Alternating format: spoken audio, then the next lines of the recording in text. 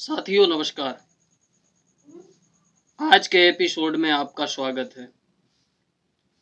आज के एपिसोड की कहानी बड़ी अजीबोगरीब है।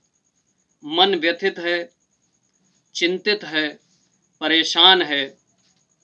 कहानी जो लिखी गई, ये ईमानदारी की बात तो ये है कि इस कहानी को लिखते समय हमने अपनी पेन की स्याही नहीं बल्कि आंखों के आंसुओं से ये कहानी लिखी है।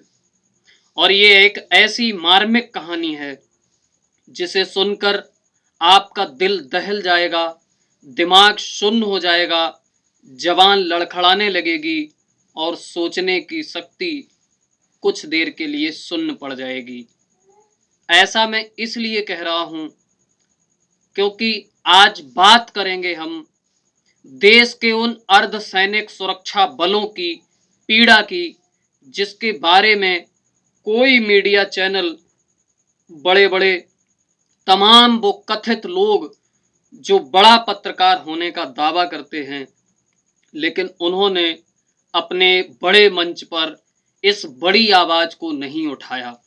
और क्यों नहीं उठाया, ये कारण आप लोग अच्छी तरह से समझ रहे होंगे। हम आपको बताना चाहते हैं बीते 5 वर्षों में 2018, 2019, 2020, 2021 और 2022 में इस देश के अर्धसैनिक सुरक्षा बलों ने लगभग 53,336 सुरक्षा बलों ने नौकरी छोड़ दी। जी हां साथियों, 53,336 सुरक्षा बलों ने 5 वर्षों में नौकरी छोड़ी है। 6,000 से ज्यादा सुरक्षा बलों ने त्याग पत्र दिया है और 47,000 से ज्यादा सुरक्षा बलों ने बीआरएस लिया है। 658 सुरक्षा बलों ने आत्महत्या करके अपनी जान दे दी ऑन ड्यूटी और लगभग 4940 सुरक्षा बल मानसिक रूप से रोगी हो गए। नौकरी करते करते मानसिक रूप से रोगी हो गए। देसी भाषा में कहें तो पागलपन का शिकार हो गए, मानसिक संतुलन खो बैठे। ये कितनी चिंता की बात है। देश के वो सुरक्षा बल, देश में मतदान हो, कोई प्राकृतिक आपदा हो, कोई हिंसा हो, कोई दंगा हो या कोई भी ऐसा मामला हो, जब स्टेट पुलिस अपने हाथ खड़े कर देती है, तब केंद्र से जब मदद मांगी जाती है तो केंद्र अपने सशस्त्र सैनिक बल, जिन्हें हम अर्धसैनिक बल कहते हैं, जिनमें CRPF, BSF, ITBP, SSB, CISF और असम राइफल्स आते हैं। इन 6 सुरक्षा बलों को केंद्र अर्धसैनिक सुरक्षा बलों की मान्यता प्रदान करता है। जब हम किसी संकट से घिरे होते हैं, जब हमें अत्यधिक फोर्स की जरूरत होती है, तो केंद्र जब राज्य सरकारों की मदद करता है तो अर्धसैनिक सुरक्षा बलों को भेजा करता है। चाहे हमारे देश में किसी कारणवश उपजा हमारे जान माल का संकट हो या देश की सीमाओं की सुरक्षा हो, इन अर्धसैनिक बलों की चहलकदमी हमें चैन की नींद सोने देती हैं। आज हम इनकी पीड़ा की बात करेंगे कि आखिरकार देश के वो अर्धसैनिक बल के जवान इतने पीड़ित क्यों हैं कि 50,000 से ज्यादा की संख्या में नौकरियां छोड़ बैठे। 600 से ज्यादा की संख्या में अब जवानों ने अपने प्राणों का बलिदान दे दिया, आत्महत्या कर ली और 4940 जवान मानसिक रूप से विकृत हो गए, मानसिक रोगी बन गए। ऐसा क्यों हो रहा है?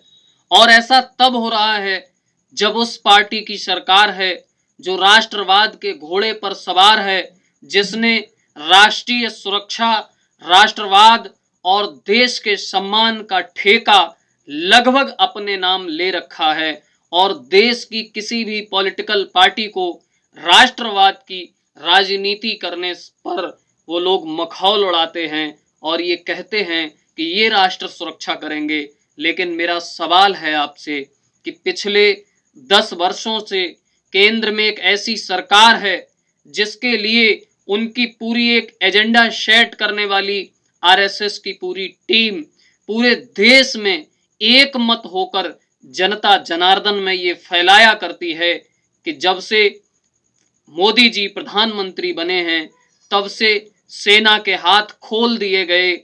सेना के जवान और तमाम सुरक्षा बलों के जवान बड़े सुख चैन में जी रहे हैं, उनके लिए किसी तरह का कोई संकट नहीं है। ऐसी भ्रामक चीजें जो लोग फैलाते हैं वो सच्चाई क्यों नहीं बताते। और हम सबसे बड़ा सवाल खड़ा ये करना चाहेंगे कि बड़े बड़े मीडिया हाउस और तमाम वो पत्रकार जो लोकतंत्र का चौथा स्तंभ होने का दावा करते हैं और फिर वो कैसे चौथे स्तंभ हैं जब वो इस देश की किसान, इस देश के जवान और इस देश के नौजवान की पीड़ा को अपने चैनल पर बयान नहीं कर सकते।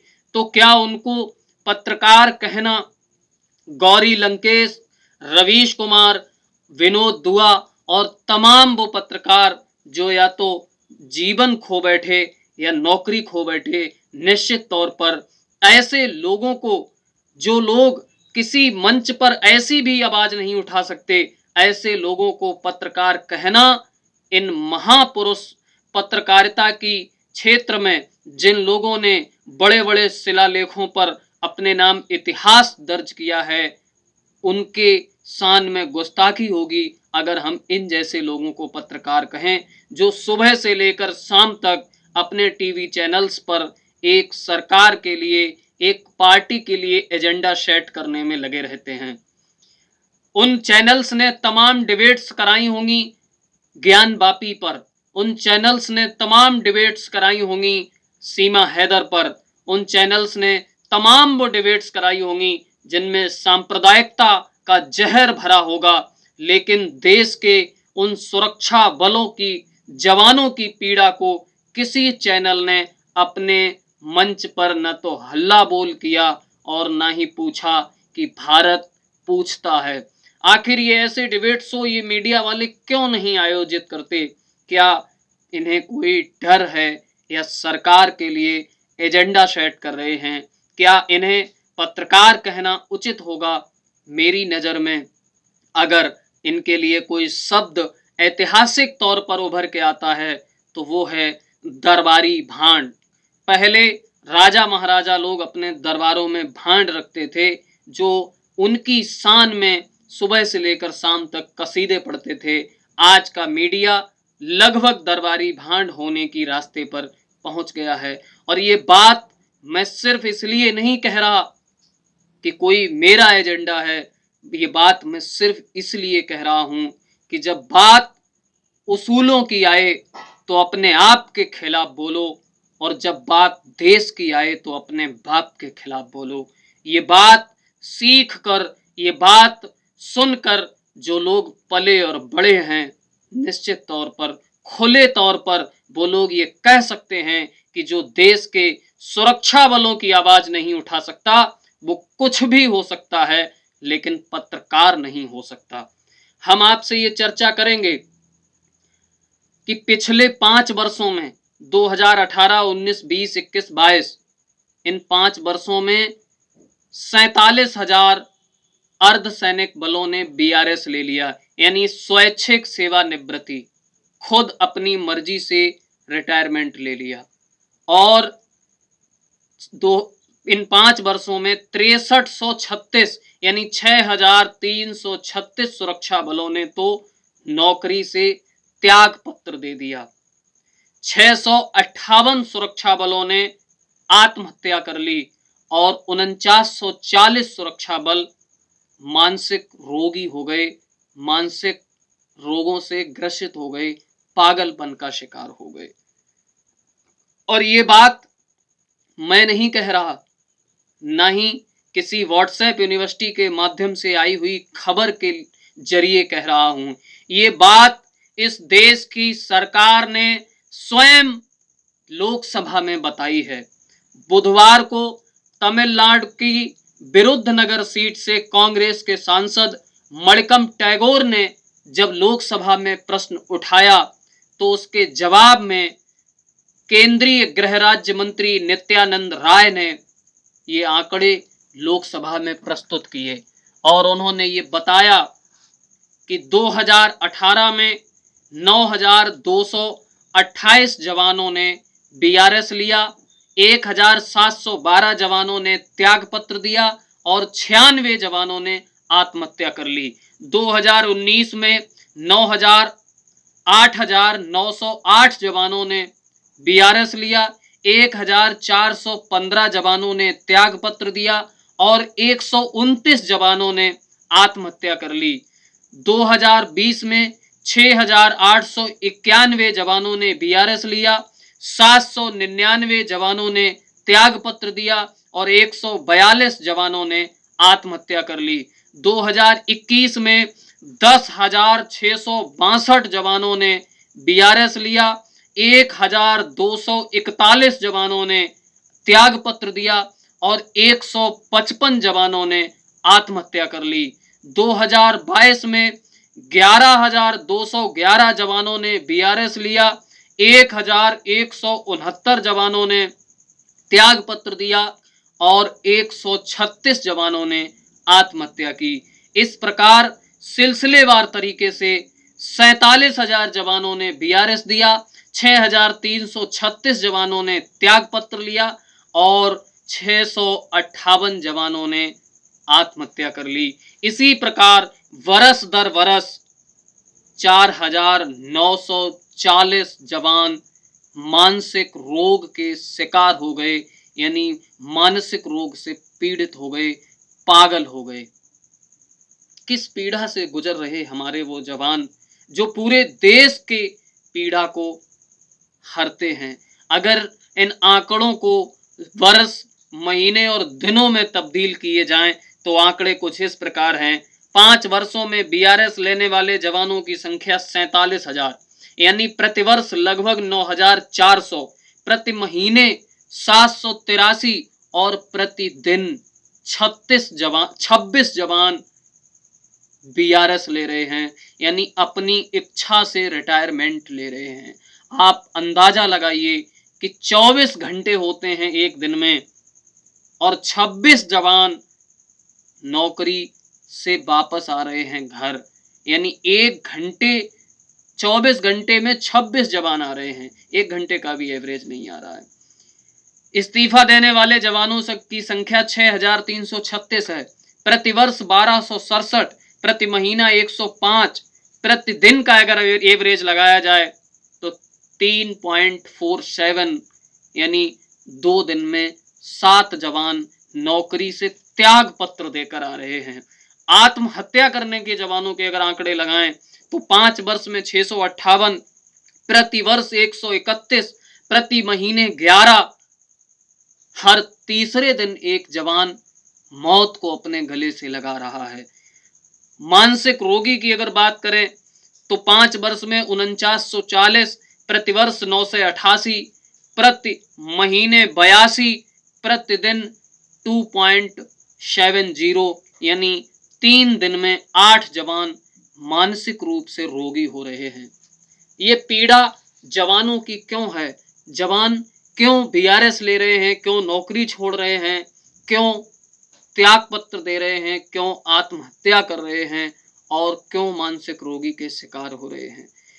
क्यों आखिर इन जवानों की पीड़ा को नहीं हरण किया जा सकता है? 2019 में केंद्रीय गृह मंत्री अमित शाह जी ने एक घोषणा की थी कि अर्धसैनिक बलों को वर्ष में 100 दिन की छुट्टी मिलेगी, लेकिन उस घोषणा पर अभी तक कोई अमल नहीं हुआ है।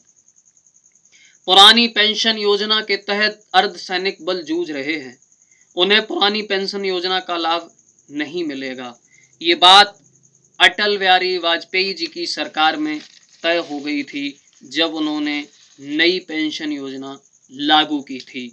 लेकिन वहीं हम आपका ध्यान दूसरी तरफ ले जाना चाहेंगे कि जनवरी 2023 में दिल्ली हाई कोर्ट में जस्टिस सुरेश कुमार कैत और जस्टिस नीना बंसल कृष्णा की बेंच ने एक फैसला दिया था, जिसमें उन्होंने कहा था कि 22 दिसंबर 2003 का नोटिफिकेशन और 17 फरवरी 2020 का ऑफिस ऑफ मेमोरेंडम अर्धसैनिक बलों को पुरानी पेंशन योजना का लाभ देता है।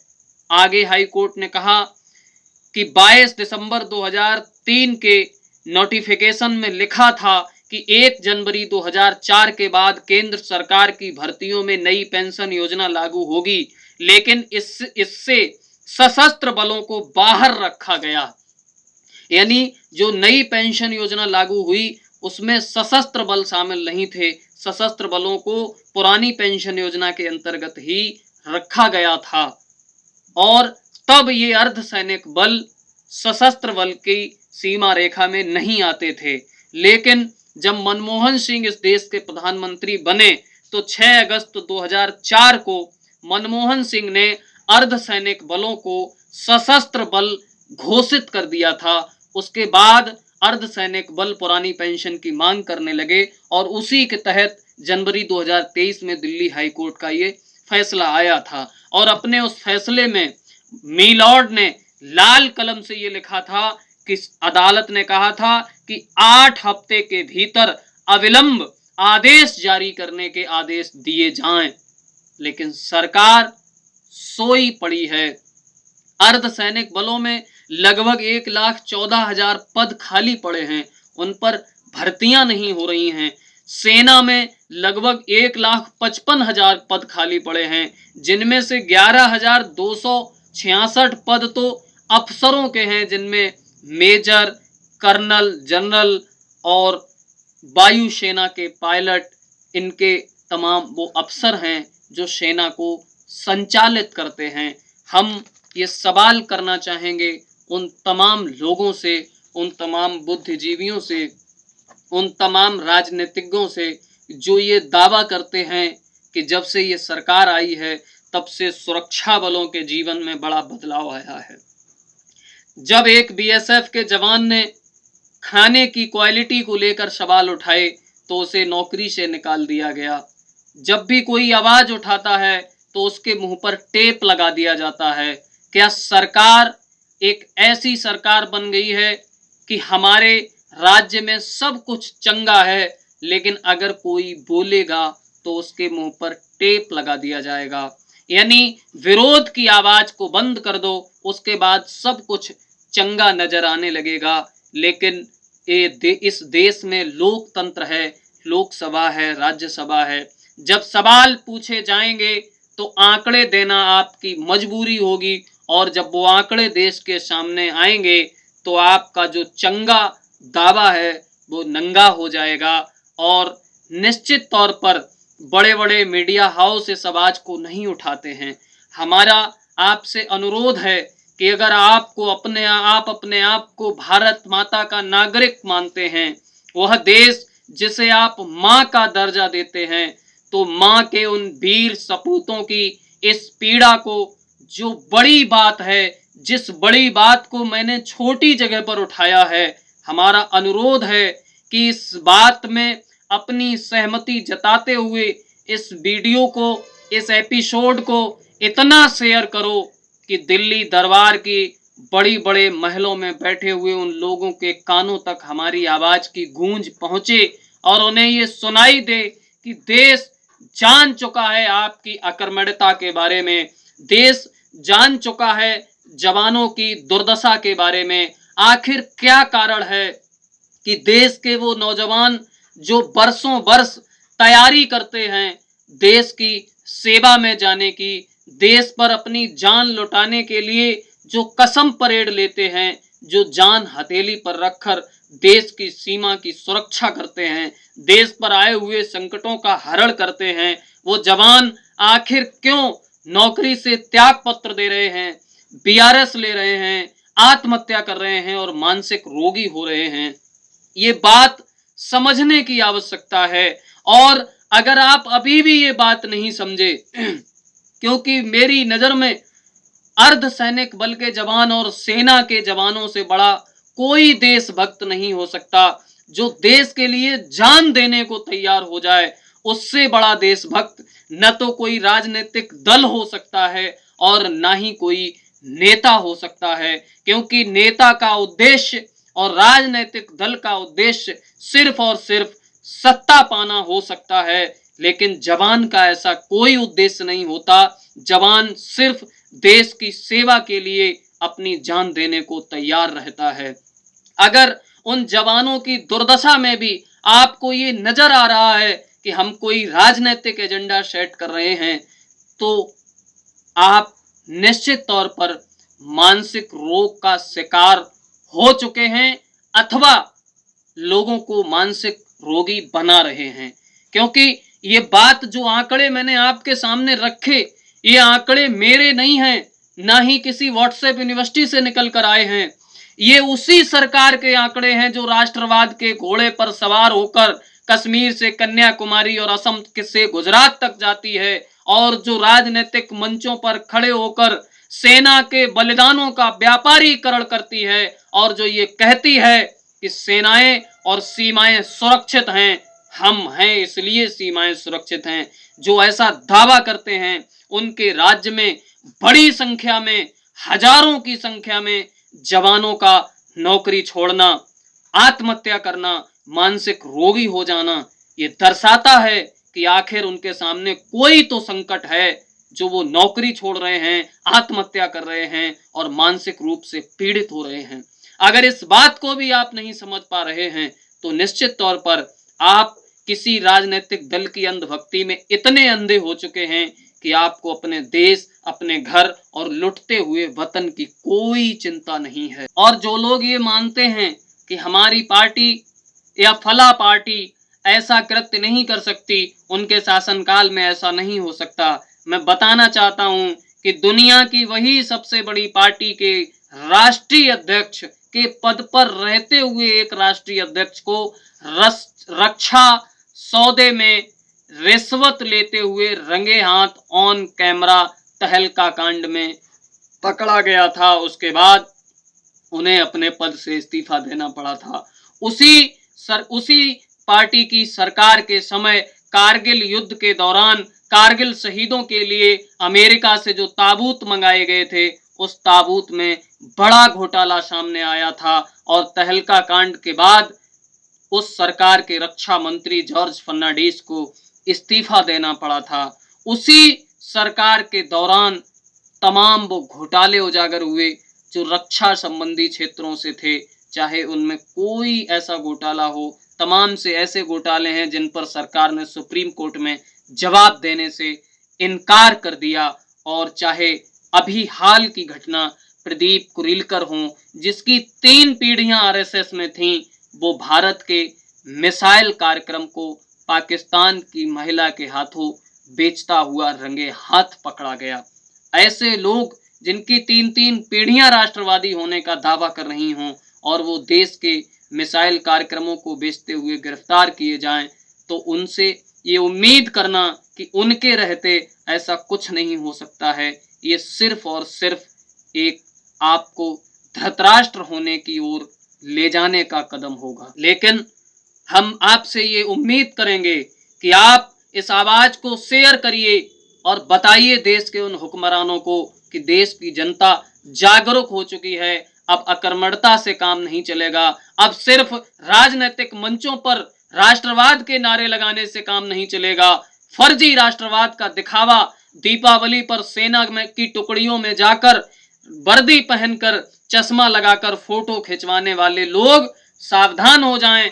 देश की जनता जान चुकी है कि सेना और अर्धसैनिक बलों के लिए आपकी क्या मानसिकता है, आप उनको क्या बजट रिलीज कर रहे हैं, आप उनके लिए क्या सुविधाएं उपलब्ध करा रहे हैं। सुविधाओं की और बजट की कमी से जूझते हुए जवान आज मौत को गले लगा रहे हैं, नौकरी छोड़ने को मजबूर हैं।